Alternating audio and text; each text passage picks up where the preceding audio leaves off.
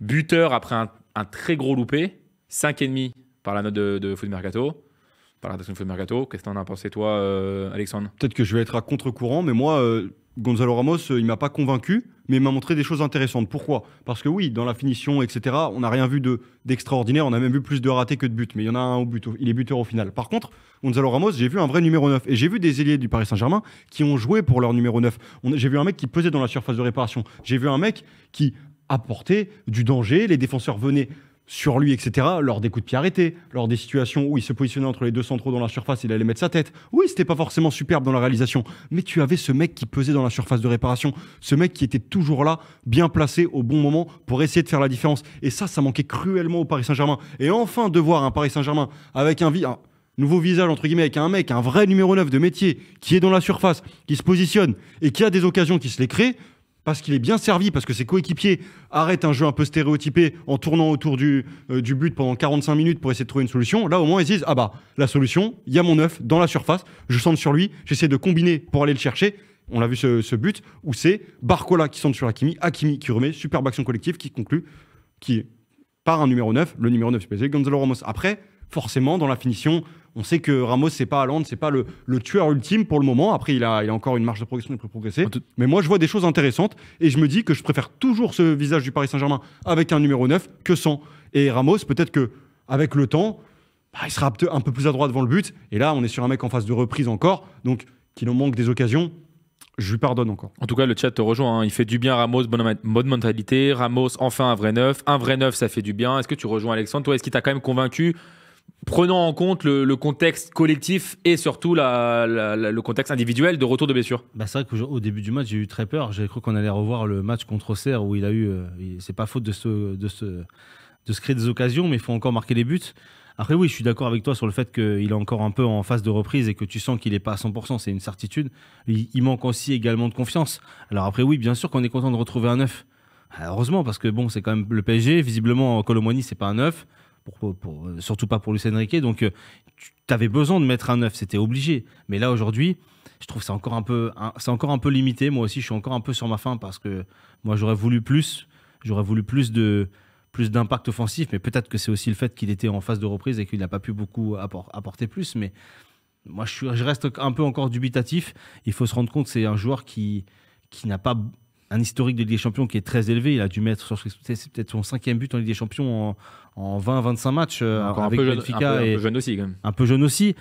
Mais on va pas revenir dessus, mais c'est encore un peu le recrutement un peu de Luis Campos, version Mendes, avec des joueurs qu'on achète très cher et qui sont finalement des prix de joueurs confirmés et qui sont encore en devenir. Et là, on se rend compte aujourd'hui que aussi bien devant encore, que c'était encore au niveau expérience, c'était très très limité. Alors il a marqué, certes, contre, je répète, des adversaires.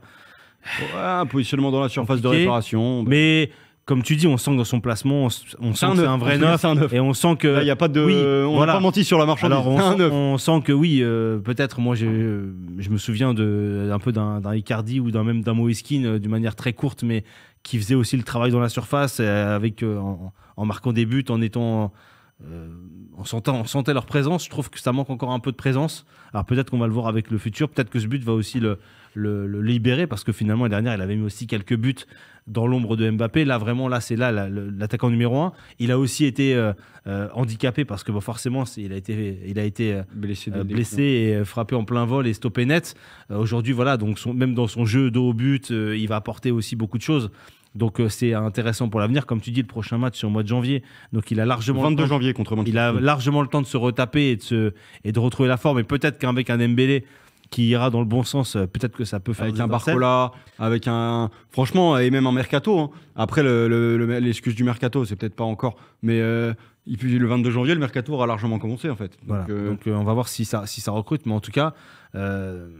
C'est intéressant. Mais il n'y a pas vraiment de concurrence. Donc aussi bien pour Ramos que pour Barcola, ça peut jouer tranquille, les doigts de pied en éventail. Quoi qu'il leur arrive, ils n'auront pas de concurrence. Et ça reste compliqué pour moi, dans un club comme le PSG, de ne pas avoir En soi, Ramos est un concurrent. On a plusieurs même. Parce que s'il ne convainc pas, je pense que Luis Enrique, il n'en a rien à faire. Il est capable de remettre un faux numéro 9. Bien sûr. Mais c'est pas pour ça que ça marchera. En soi, Kolo Muani, il est effacé de la concurrence. même si les infos, je sais pas, vous êtes peut-être mieux informés que moi, mais ça semble encore compliqué de le voir vraiment quitter le Paris Saint-Germain cet hiver. Peut-être que Kolo Muani. Bah, si, il est quand même bien parti pour. Il est bien, mais on n'a pas encore de. Enfin, Ouais, il n'y a aucune info qui te dit que le mec va quitter dans. Ouais, mais de toute façon, de base, il compte pour rien. Mais c'est même. Non, la question, c'est surtout, c'est pas forcément parce qu'il va partir qu'il va être remplacé. Ah, ça. Donc, voilà. Après, il y a aussi la dimension collective qui change complètement le visage du PSG. Est-ce que notamment avoir cette tour de contrôle qui est Gonzalo Ramos dans le profil n'aide pas aussi, certains en ont parlé dans le chat, à sublimer encore plus Mendes et Hakimi sur les côtés. bien sûr que si. Tous les centres, on peut dire que Ramos est souvent à la réception des centres. Et Paris a eu un gros problème d'efficacité depuis le début de saison.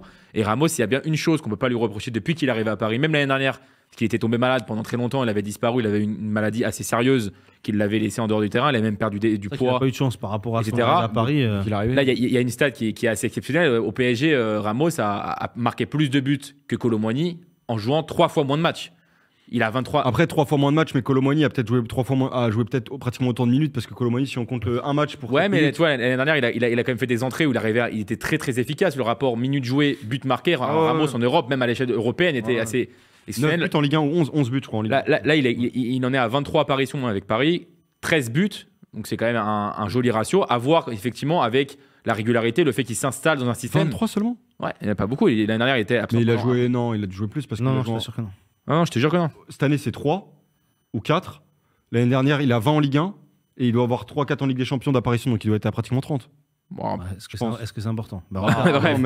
Non, mais... les chiffres, moi, les gars. Mais Attendez, non, je vais vérifier moi-même. Non, mais en tout cas, ce qui est sûr, c'est que ça va être intéressant de voir vraiment s'il va prendre du poids dans cette équipe. Là, en tout cas, tout est dirigé pour qu'il soit dans des bonnes conditions. Et effectivement, un 9, c'est ce qui manquait à Paris. On est d'accord que forcément, quand tu fais des centres et que c'est Lee qui est à la réception, c'est quand même pas la même chose que quand c'est, ou même Asensio, que quand c'est Ramos. Donc forcément, ça va apporter une vraie plus-value, en tout cas, à cette attaque parisienne.